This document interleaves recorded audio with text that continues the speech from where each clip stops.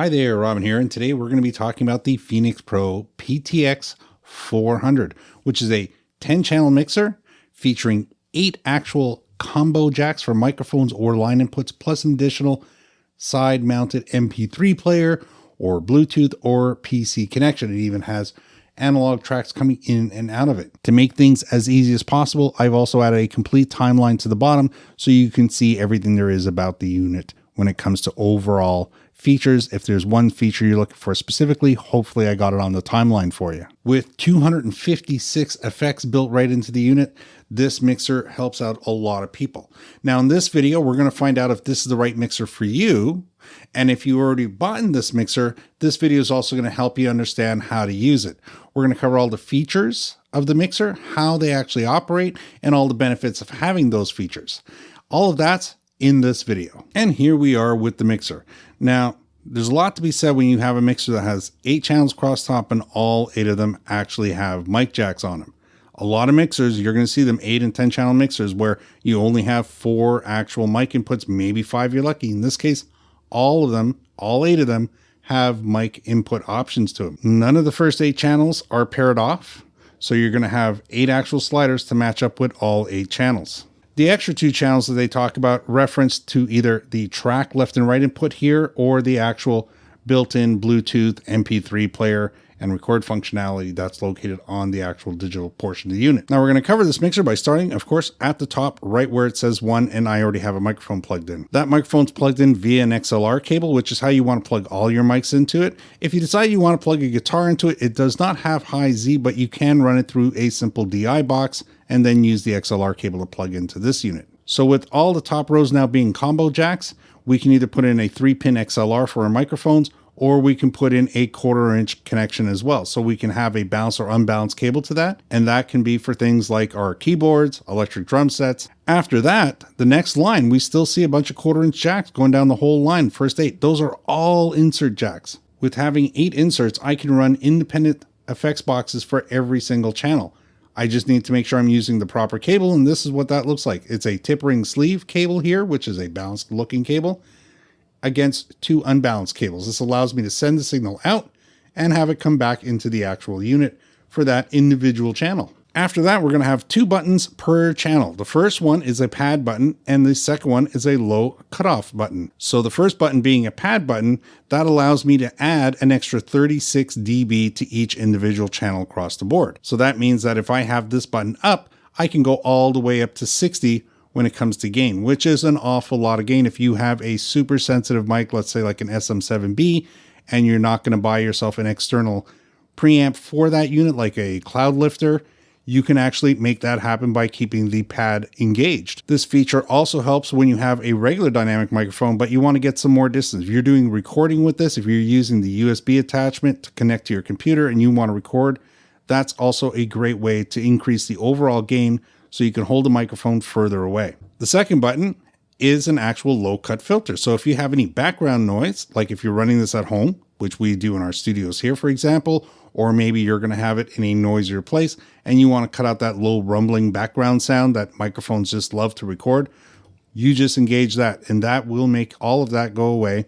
Anything under 100 Hertz will be cut out. And again, those features are offered across all 8 channels. The next group are your 3 band EQs. Again, going across all 8 of them. We start at the beginning. We've got a high, mid, and a low control. So this gives us a little bit more detail in the actual sound per channel. So it allows us to EQ each individual channel using these 3 knobs right here. So the next 2 rows are green and yellow, and the first one is for aux, and the second one is for EFX. So the aux references to the side of it saying 1 monitor.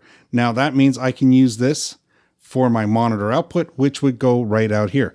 So any channel, if I decide I want to run a speaker right in front of me as a monitor, I can decide exactly which inputs I want to listen to on that output. The yellow knobs are labeled as EFX, which is for our effects control panel here, which is where we have our 256 effects. Now it also has a number 2 labeled next to it.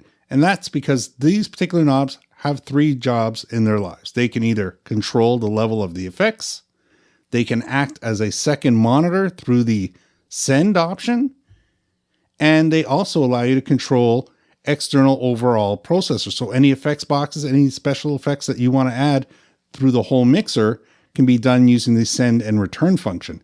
And that'll all be part of what you see in the yellow knobs. The last set of knobs are for your pan options. Even though each individual channel is a single, of course, dedicated channel, I can make that left or right, or I can leave it in the middle and it'll automatically come out of both channels. Now I can also, of course, lean it to the right or lean it to the left to move that sound around. So this way I get a better overall stereo effect in the room I'm in. And again, they give you that across all 8 channels. So if you're looking to get a mixer and you're looking to spend a reasonable amount of money, so you're saying, I want to buy this for a church, or I want to buy this for home, this is a great way to go. This is a reasonably priced mixer that does an awful lot. That being said, if you're looking for a $500 or $600 mixer, you're going to be watching the wrong video. This mixer only costs a couple of $100s. That's very important to take note. So everything we talk about here, keep that in mind, and you might decide that this is the right mixer for you. Remember the things that come included when you buy a mixer, so this way you can think ahead and maybe, decide all the extra little things you may want to buy at the same time. That USB cable that you're going to need to plug it into your computer is not included. It's a USB-A to USB-A connection. Of course, the links will be down below for that, but that's an important cable. If you want to plug this into your computer, you're going to need it. Only a couple of bucks, but if you don't have one, you most likely don't. You're going to want to buy it at the same time. Also have a look at microphones. There's always great options to microphones. There's great ways to go. Remember, if you're looking for a microphone for a studio versus a microphone to have on a live set, and corded microphones may sound better than wireless microphones, but also think of the convenience of getting rid of that cable. And remember, at any point in time, if you're interested to know exactly the prices, because it's roughly around $200, please have a look at the links down below. They're there to help you out. The one for Phoenix gets you to Phoenix's website, which makes the product available in the US direct from them, and the other one's to Amazon. And don't forget to like, comment, and subscribe. If you like the idea of this mixer, if you have any comments on this mixer, please leave them down below. Remember, it's a reasonably priced mixer, and it's always nice to know what people think about it. I really enjoy mixers. I'm pretty open-minded though. I've tried expensive mixers, reasonably priced, and cheap mixers. I only really talk about the ones I like, which is why this one happens to be here today. So we've made our way up to the actual solo button, which could also have been the pre-fader option on it, but solo seems to be the trendy word right now. By engaging solo, it's going to do 2 things for me. One, this is going to be the only track that I'm going to hear out of my headphones. So if I'm trying to segregate and listen to just a particular track and see how that one sounds, it's going to be just this section up here I'm listening to, not including the faders at the bottom.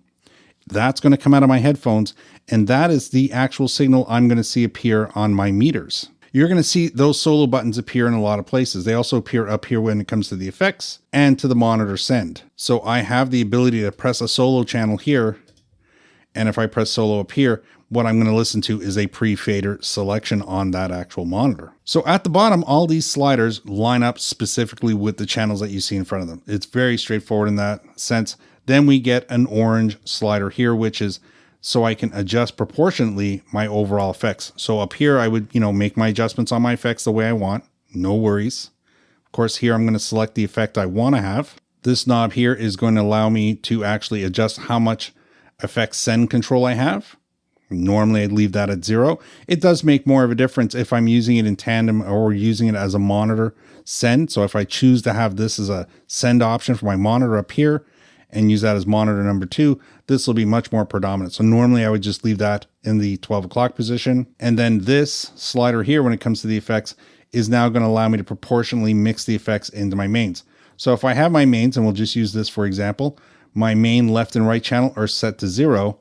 If I bring my effects up halfway, we'll say this is 50% of this. So whatever's going on here, my actual effects are going to be just 50% of the overall sound. So again, as I bring this down, it'll always cut the effects in half off my mains automatically. That's just the way that system is set up and built that way. Now the blue slider is for the built-in MP3 player and the RCA inputs on top, which are track 2. So that's all part of what's going on right here and are connected to this slider right here. A couple of things I've learned on this particular unit is dial back your actual MP3 options. You basically want to make sure that your phone, if you're using that as your source or your tablet, is only set at roughly 75%, because then it's really overmodulated on the input signal. So by doing that, you can then have good freedom here. And if you are using this for backtracks or it's part of your karaoke setup, always turn this volume up last.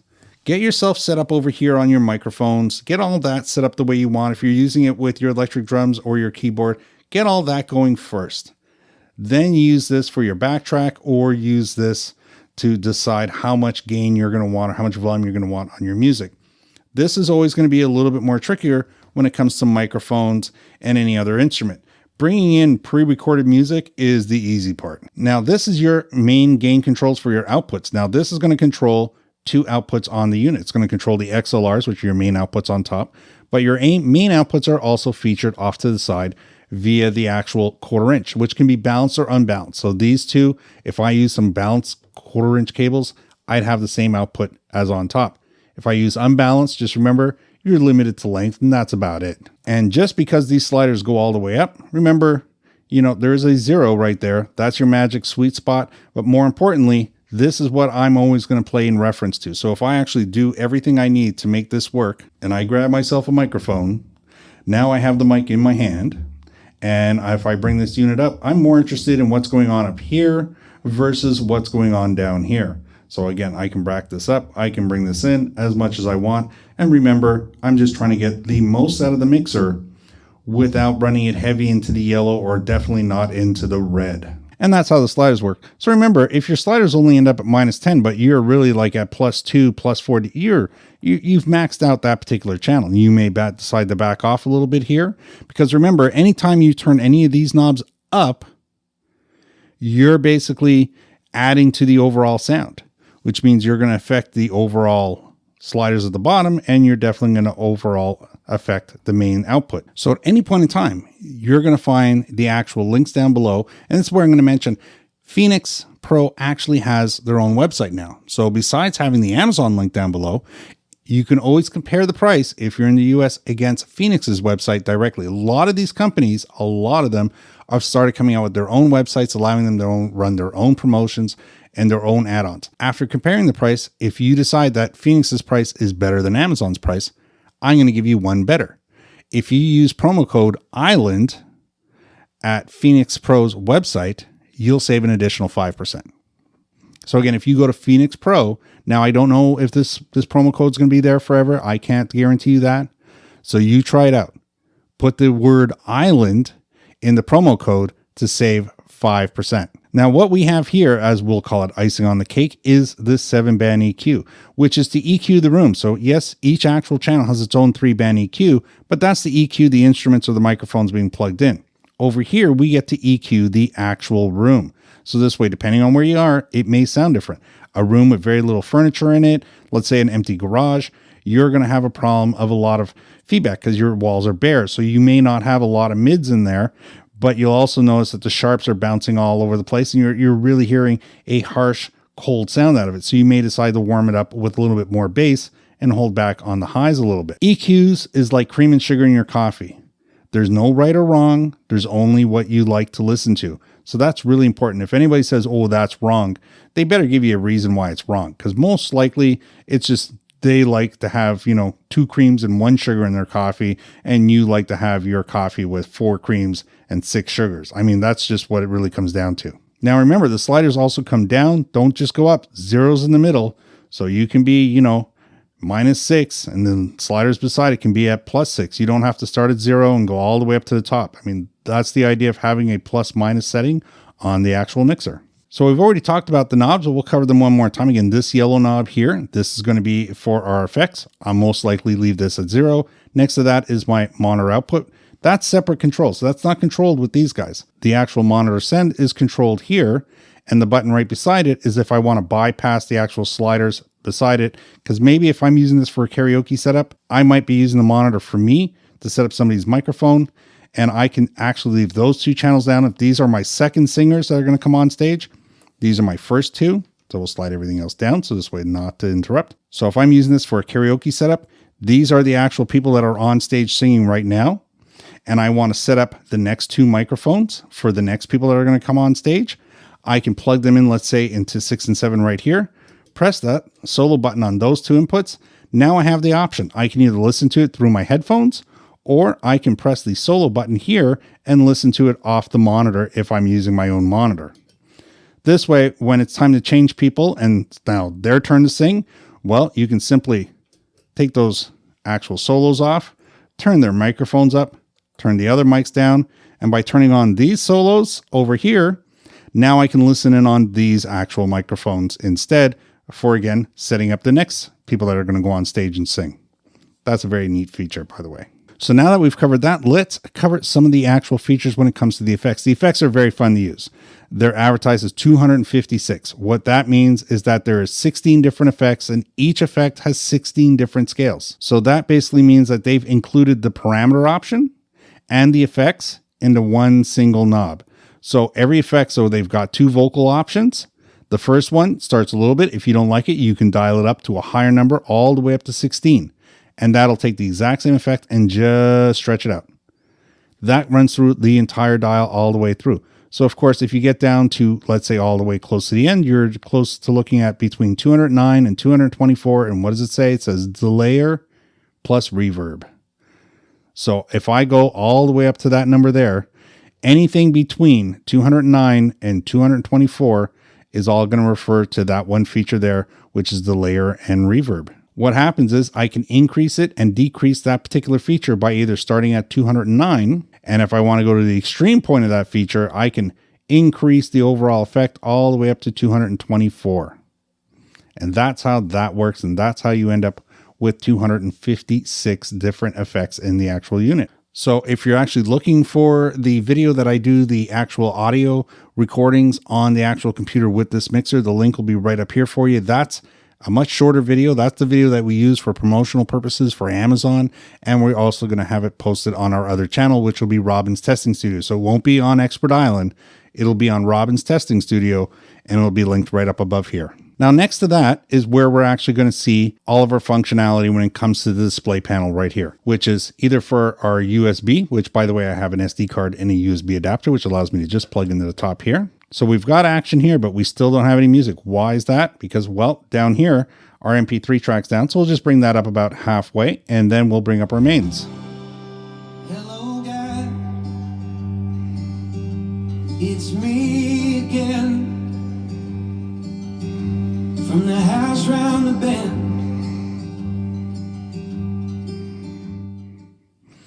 Now, notice how easy that was. It just worked. It was there. It's good to go. Now we can do the exact same thing with Bluetooth. Instead of having the USB, I can remove that, or I can just push the mode button. Now by pushing the mode button, it allows me to go into Bluetooth mode. You're going to search on your phone and it'll be really easy to find. I'm going to pick the proper one, which in this case is the Mix MP3 BT connection. So I'm going to choose that one. So once the Bluetooth is connected, you want to pay attention to a couple of things. One, you want it to say Bluetooth. If it says anything else like pause, or if it's in any other mode, disconnect and reconnect to it. You want to have a proper connection, not just for the music, but for the ability to pause and play from the actual mixer. At this point, you just switch off of your unit from your phone and go to wherever you're actually playing. Make sure, again, your volume level is appropriate. So I don't want to see it in the red. It'll be overmodulated. I want to see my Bluetooth logo in the black. And then all you need to do is drive up the volume. And that's it. Volume is not controlled. I don't need my phone anymore to drive that volume. I can drive it from here. I can control the bass and treble. I can control the 7-band EQ from here. And remember, I'm just putting a V pattern in there. This can be anything you want. Not a big deal. Remember, this is the way you want to set it. You would take the time and get it right the way you like to have it. And that's the important part. And that's the Bluetooth. Just like the MP3 player, but wireless. And the Bluetooth comes in really handy if you want to hook this up to your TV. If you want to actually use this on your TV and your TV has Bluetooth because you have YouTube, Netflix, all that, your TV most probably has Bluetooth. Just like your phone and tablet, you can wirelessly connect from here to your TV, no problem. That's great, especially if you want to do any karaoke with it or if you're having a big party.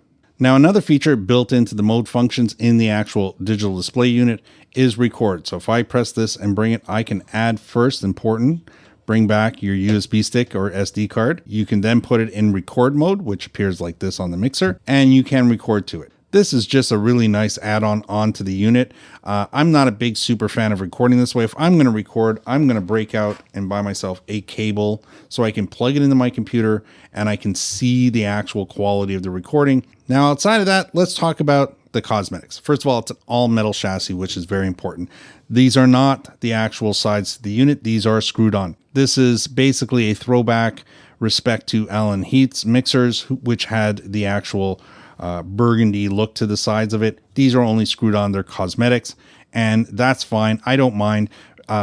It's like having a rich color on the mixer, and that's what the manufacturer chose. There are lots of mixers that are this color or other colors. It's just the way it is.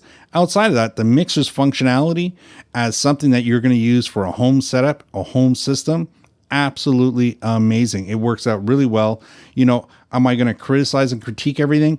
If this was a $700 mixer, I would say I don't like that. This is $200 to $250, and the mixer slides up perfectly.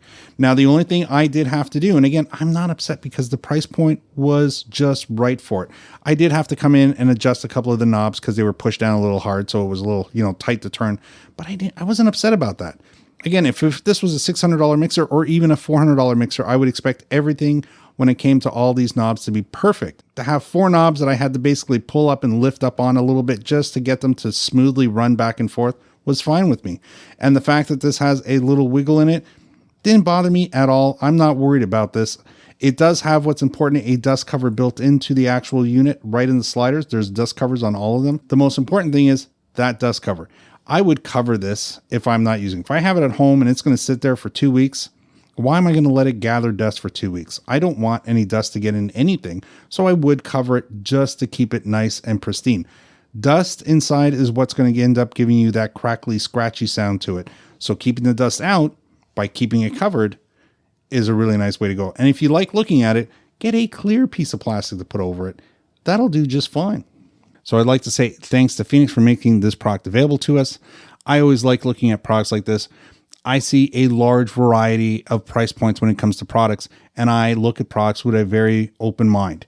And first of all, it has to work right. So everything they claim it to do, it has to do, and it has to sound right. I don't want to hear a nasty, background noise, problems like that. If you're in a small band and you're looking to have something for the garage or the rec room for you and your buddies, this is a great way to go.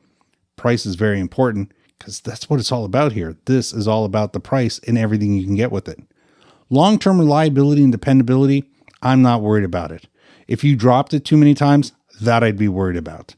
But outside of that, keep it on a table, keep it clean, keep it covered if you're not using it, and it'll take care of you. There's no amplifiers in here, right? This is going to go to powered speakers or to another amp than regular speakers. That means it's going to last a lot longer that way. I'm more concerned with reasonably priced amplifiers than I am about reasonably priced preamped mixers.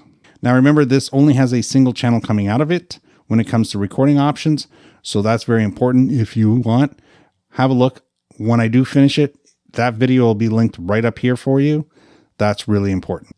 So there you go. I hope you liked the video. I hope it was helpful. Maybe I'll see you in the next video. I'd like to say thanks for watching. Bye for now.